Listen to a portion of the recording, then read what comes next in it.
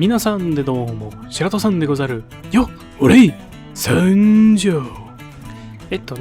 これはインキングの動画なので、普段は鉛筆で書いたページの上に白紙を重なって粘着テープで貼りはせています。ページの書き始めに決まった順番はありませんが、通常はパネルラインから書き始め、上から下へと進めていきます。また、インキングペンのサイズを変えて見せたい部分と隠したい部分を区別しています。動画が始まる前に見ておきかったのは、皆さんがご覧の通り、久しぶりに最新ページの動画26ページ目を持ってきました。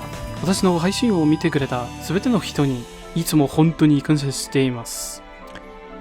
そして、ライブ配信中に登録者が増えたわ。ところで、僕はもういつもインクのスタイルは G-TEL などの参考資料を探しているのですが、今回はシャマンキングの漫画を読んでいましたね。何か参考になるものを見つけて、それを自分の頭に吸収し、それから自分自身の何かを築き上げるのは常に良いことだ。結局のところ、偉大な人は少ない努力で偉大になったわけではないのだからね。戻ってきて別のページを完成させるのはいつも素晴らしいことです。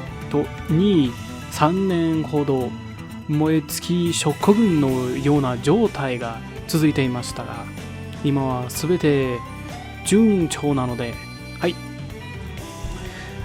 またこの燃え尽き食群の過程を通して視聴回数やいいね数などにあまりこだわる必要はないということに気づいたと思います。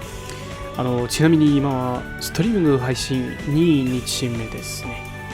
ところでそしてご覧の通り、またフォロワーがありましたね。私の Twitch ストリームライブにまた感謝しますよ。大切なのは自分らしくいることです。他人に自分をやっていることを好きになってもらうことはできませんが、提供をすることはできます。そしてもし人々がそれを気に入ってくれたら、それはそれで良いのです。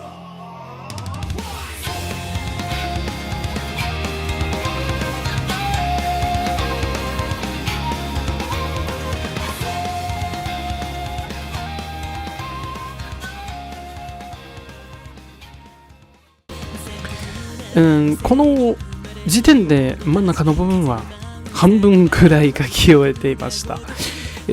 私は木を描くのが大好きで本当に大好きなんです。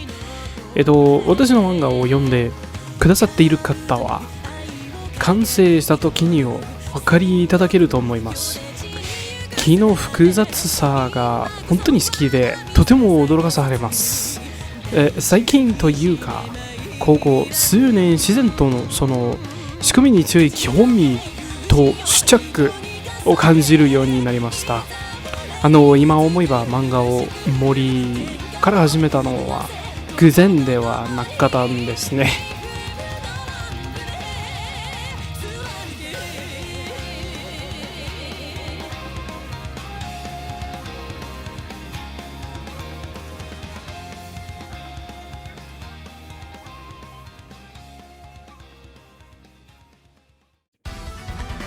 この部分から最初の2つのパネルの周りにさらに修正と素材を追加しました。